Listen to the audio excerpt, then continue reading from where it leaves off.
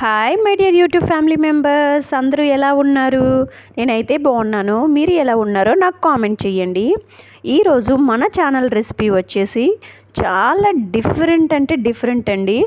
మనం జిలేబీలు తినే ఉంటాం కదా.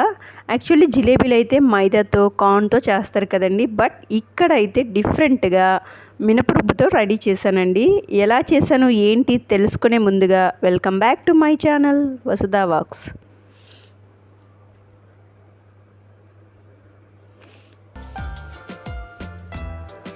ఇగోండి, నైట్ అంతా ఒక పావు కేజీ మినపప్పు నానబెట్టుకోవాలండి. మినపగుళ్ళు అయినా పర్వాలేదు, మినపప్పు అయినా పర్వాలేదు. నానబెట్టి ఇలా గ్రైండర్ వేసుకున్నానండి.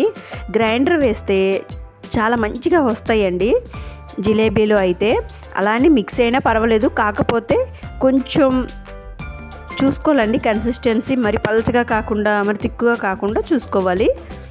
ఇందులో అయితే కొంచెం పొంగడం ఇలా ఉంటుంది కదండి.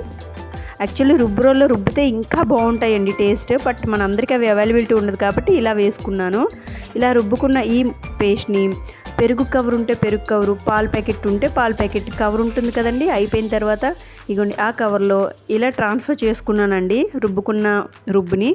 ఇందులో కొంచెం సాల్ట్ యాడ్ చేసుకోవాలండి. ఇందులో సాల్ట్ కలిపేసి బాగా మిక్స్ చేసిన తర్వాత ఈ యొక్క బ్యాటిల్ని ఇలా కవర్లో వేసుకున్నానండి. ఇగోండి నేను చూపిస్తున్న విధంగా కవర్లో వేసుకోవాలి. టేస్ట్ అయితే చాలా బాగుంటుందండి. చిన్న పిల్లలకు కూడా నిర్మోహమాటం లేకుండా ఇవ్వచ్చండి. ఇది అసలు హెల్త్కి ఎటువంటి ఎఫెక్ట్ చేయదండి. ఇంకా బయట కొన్ని జిలేబీలు అయితే మైదాతో చేస్తారు కాబట్టి అవి ఎక్కువగా మనం ప్రిఫర్ చేయకూడదండి. హెల్త్కి అవి ఎఫెక్ట్ పడుతుంది. ఇగోండి ఇలా అయిన తర్వాత చాలా చిన్నగా హోల్ పెట్టుకోవాలండి. పెద్దగా అయితే లావుగా వచ్చేస్తాయి జిలేబీలు. ఇగోండి చాలా చిన్న హోల్ ఇలా సిజర్తో కట్ చేసుకున్నాను. తర్వాత స్టవ్ పైన ప్యాన్ పెట్టి అందులో ఆయిల్ వేసుకొని ఆయిల్ హీట్ అయిన తర్వాత ఇగోండి ఈ షేప్లో ఇలా రొటేట్ చేసుకోవాలండి జిలేబీని. స్టార్టింగ్ ఆయిల్ అనేది చాలా హీట్గా ఉంటుంది కదండి, కొంచెం చెదిరిపోతున్నట్టు అనిపిస్తుంది.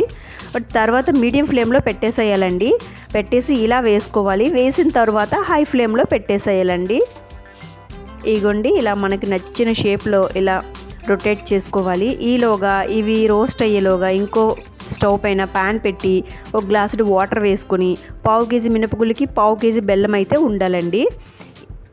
షుగర్తో కూడా చేసుకోవచ్చు, బెల్లంతో అయితే టేస్ట్ కదండి. ఇదిగోండి బెల్లాన్ని ఇలా పాకం రానివ్వాలండి. పాకం మనకి ఎలా ఉండాలంటే గులాబ్ జాముల కోసం చేసే పాకంలా ఉండాలండి. అంటే చెయ్యితో మనం టచ్ చేసి చూస్తే జస్ట్ చెయ్యికి కొంచెం తిక్కుగా అంటాలండి, అంతే. ఎక్కువ పాకం అయితే రానియద్దు. ఇగోండి ఇలా అంటితే సరిపోతుంది. ఇగోండి ఇప్పుడు ఇంకా స్టవ్ ఆఫ్ చేసేసి ఇక మనం వేసుకున్న జిలేబీలు రోస్ట్ అయ్యి లేదో చూద్దామండి. ఇలా రోస్ట్ అయిన వాటిని తెచ్చి వెంటనే ఈ పాకంలో వేసేసేయాలండి. వేసి ఇలా డిప్ చేసుకోవాలి పాకంలో. ఇగుండి చూడండి, మీకు చూపిస్తాను ఎలా వేయాలి ఈ పాకంలో అవి.